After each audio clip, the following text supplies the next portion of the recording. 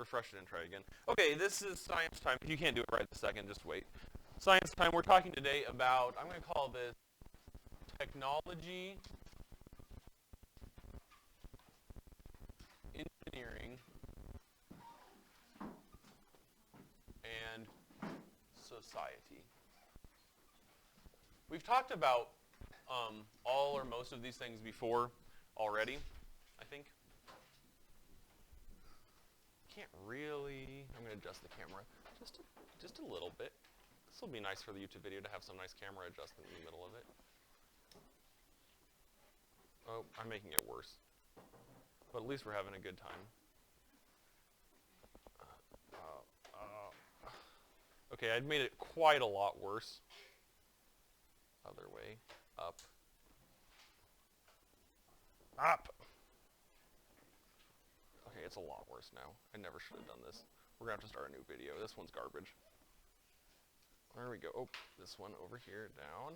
Oh, up again. Yeah, God bless you. Literally, this is worse than it was ever before. Oopsie daisy. Nope, yesterday we completed our lives. Yep, that's correct, JJ. Thank you for checking, though. Come on, baby. That should be good. Nope, it isn't. Back this way. Whoa. What is the fourth word up there, someone? Society. I'm doing my best here. Okay, I think that's actually good. Is this not even picking up my voice? Okay, it is. Okay, we're good. I'm not going to start a new one. That's all just like an ad. You guys can endure an ad. You can endure someone adjusting the camera for 35 seconds. Okay. We defined all these things already. Remind yourself, what is technology? Okay, so man, people, something. Those are the words I heard. What else? Okay, something that is man-made. That's a really good start because it includes, we should remember that it includes things like sticky notes and refrigerator magnets, even though we don't know, like when we think of technology, we usually are thinking like an iPad, a Google Home, whatever, like technology. But it's also anything designed and man-made. Yes, Miranda? Okay, yeah, it makes our lives easier. And that starts to tell us how it relates to society. That society changes and wants and desires influence technology. How does engineering relate to this? Okay, let's hear what you have to say. Okay, yeah. Okay, and sometimes the problems are man-made, too. But yeah, technology is a man-made thing that might solve a problem that society has.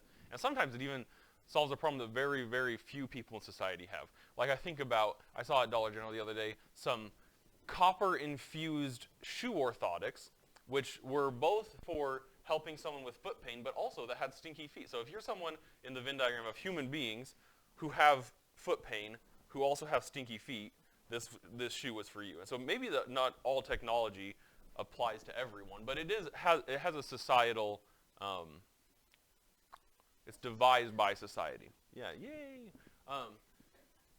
Let's talk about this idea of the designed world. Well, you know what the world is, right?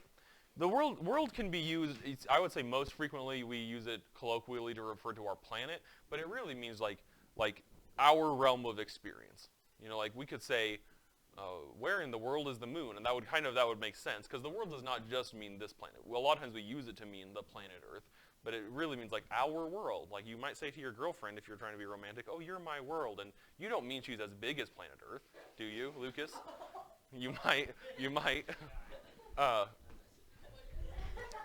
might mean that, but what you really mean is that you are my entire reality, which is also probably not true, but it is. But what I mean by world is that it's a realm of experience. It's our realm of experience, and the designed world is that stuff around us, the stuff in our realm of experience that has been designed by other human beings, or maybe even ourselves, but it has been designed by human beings. Is this whiteboard that I'm using right now, is this part of the designed world, or the counterpoint of this is the natural world?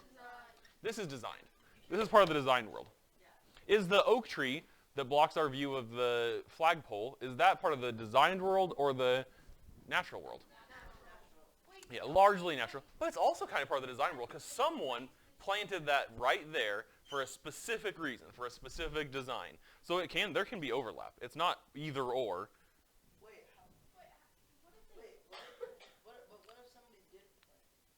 Yeah, well, so like another tree, like a wild tree.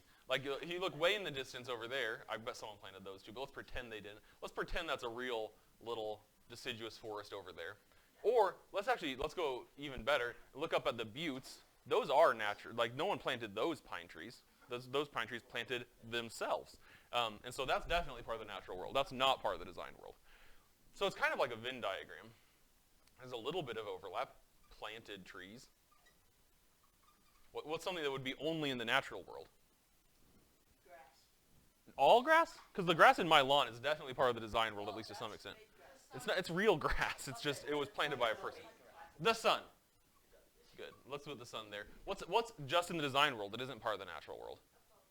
Okay, sure.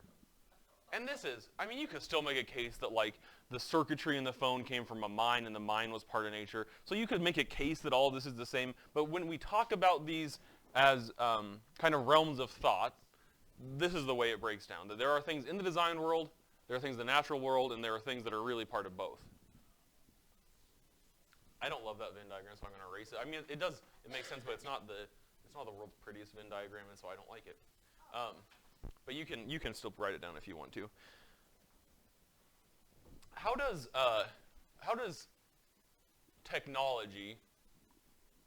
What influences technology? Let's draw a little concept web here. What influences technology? Miranda? Society does. What else influences technology? Society. Good. What else influences technology? Yeah.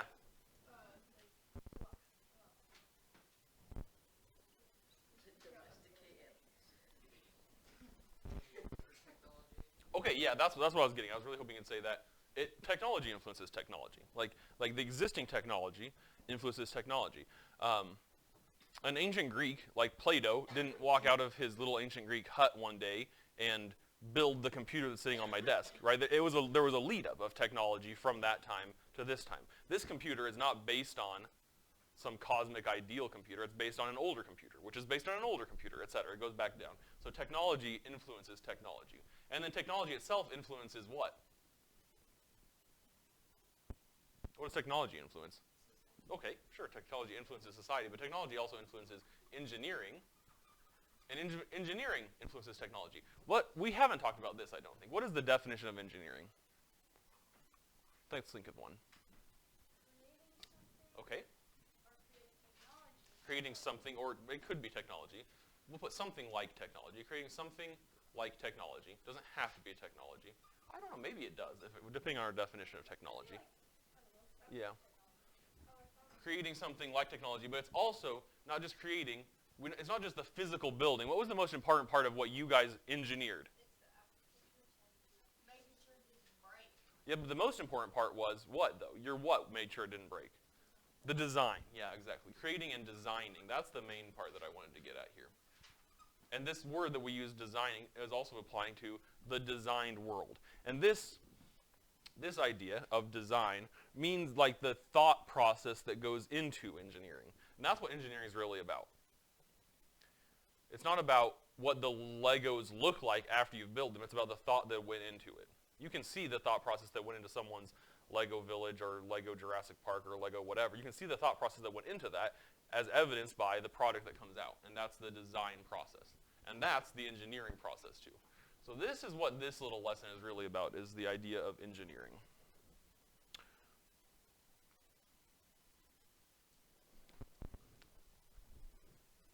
Let's think of an example of the process of engineering influencing technology. Like, let's see if I can phrase it this way. Were there any designed objects, any technologies that you used in your lab, in your engineering lab, that helped you in the design and the building process? That weren't actually part of the design or building process? Maybe I'm making it too vague. What do you think? Okay, yeah, so you had, if I remember correctly, your was a little fake egg, which was a specimen jar with some water in it, and then you also put a smiley face on it, right? And then you shoved that inside of a styrofoam ball and then built some legs on it, right? But in order to do this, what you're getting at, and it had hair. In order to do this, the styrofoam ball had to exist, right? The technology of styrofoam ball, which seems like, I know to you that seems like this is a pretty boring technology, but consider how much better the world is because styrofoam ball exists. Like the advent of plastics in general in the early 20th century made a whole lot more stuff possible. I mean, think about how much stuff around you was made of plastic. So it is technology. It is a designed piece of the world. And so this had to exist before you could do your design. So that's an example of technology influencing technology, but also technology influencing engineering and design. And then also there's tools that you had to use. How did you make a hole in the styrofoam ball to shove your little fake egg in? You used a pencil like a caveman with a stick. You just rummage the pencil around in there. But that is still, even caveman with stick is an engineering process. It really is. It doesn't have to be a guy with glasses sitting in a dark room and soldering stuff in a cell phone. That's not what technology is only about, right? Someone chopping down a tree in their yard is an example of a designed world, right? That you are no longer having a piece of the natural world there, so that's part of the designed world. I'm trying to think if I've got everything. I wanted to make sure that I covered at least all the vocabulary. Oh, I don't have internet now. You guys made me not have internet. So, you said that design, the styrofoam ball was a design that helped influence the design, so would it be a design? It's a design, yep. I think that's fine. I like that. Like a meta design, like a design of a design. There's science and engineering practices up there. Those all apply to this. What are they again? At some point in your engineering process, did you ask a question or define a problem? Yeah, you had to have. The problem was you had a breakable object, or you had some eyes that didn't want to get blinded, and you had to design an object that would accomplish that. Did you develop and use a model? Yeah, well, you could have. You should have drawn a little picture. I think that was even part of the instructions. In fact, I know for a fact that the lab guide requires you include at least one working model. So hopefully your observations have a model in it, because that's a requirement for the lab. So you did do that, or you should have, to get full credit. Did you plan and carry out an investigation? Remember, we talked at the beginning of the year that an investigation can be an experiment. That's what usually people think. But it's also, this process of design is pretty typical of an investigation too. Did you analyze and interpret data? Maybe loosely. You probably didn't build a graph about the fall, but you definitely, when you opened up this to see if your thing inside broke, that's an example of analyzing data. It's a pretty basic example of analyzing data, but it still is. Did you use math and computational thinking? Probably not, but I think you'd probably agree with me that if someone had used math to design this, it would probably be a better design. Like if you'd measured the weights of things. In fact, that reminds me of something that I really meant to talk about that I forgot to. There is such a thing, and we're going to talk about it now, of over-engineering. Because the point of engineering is not just to build a thing or to design a thing, it's to do it in an efficient way. About your project. Was it efficient, if we're thinking of a safety device, was it efficient to have a cardboard box full of trash and then have a watermelon inside of there to protect the watermelon? Was this an efficient design? What do I mean by efficient? Like, is it actually going to work, and in a way that we could build it in a different model so it actually be sold for people to use? First of all, did this work? No. Okay, so right away it's not efficient. Second of all, even if it had worked, I'm going to make this into watermelon color. Even if it had worked, it's not an efficient design because it uses a ton of material. Like there's probably more mass of stuff protecting it than the thing that's actually being protected. So this is an example of over-engineering. The too much had gone into the design. Let's define this. Over-engineering is when the design process causes too many materials to be used. Inefficient. That's what the point is. Inefficient. Okay, so let's think about it this way. There's a bridge over there. You see the bridge? The bridge is a great example of engineering. It's engineered, it's designed so that cars can go over the railroad tracks. Would it have been possible to build the bridge, so instead of like this, with the railroad going through here, would it have been possible to build the bridge like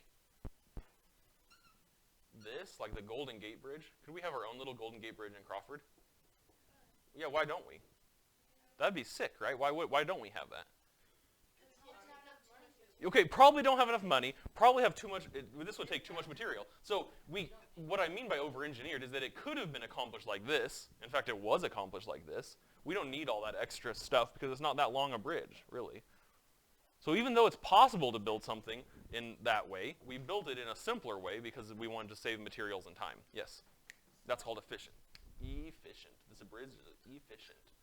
Yes? Over-engineering is having too many materials. Yeah. But so our cantaloupe, we have like a lot of materials. Yep, on it. that's too many. So would it be over-engineering? So, right, if what I think you're getting at is if you had, let's pretend in your design, which was a cantaloupe surrounded basically just by trash, you just taped trash to it until it was all the way covered in trash. Pretend like if you had taken even one piece of trash off, now the cantaloupe would have broken, right? Now the cantaloupe would have broken. Was that over-engineered? No, because they had the exact right amount of stuff stuck to it, that it was perfect for its job. That would be not over-engineered. I would say yours probably was, because you just had loads and loads and loads of stuff on it. It probably could have done an okay job with much less stuff than that, but there's no real way of knowing. And that's where we would use math and computational thinking. In reality, if our actual goal was to design a thing capable of protecting a cantaloupe, and actual engineers were doing it, they would measure exactly how much was able to withstand the impact, and they would use only that much. They would use math for that. That's what math comes in handy in engineering. Yes? So if there's over-engineering, is there under-engineering? Yeah, failure. Like if the bridge was under-engineered and someone built it instead of like this, great question though.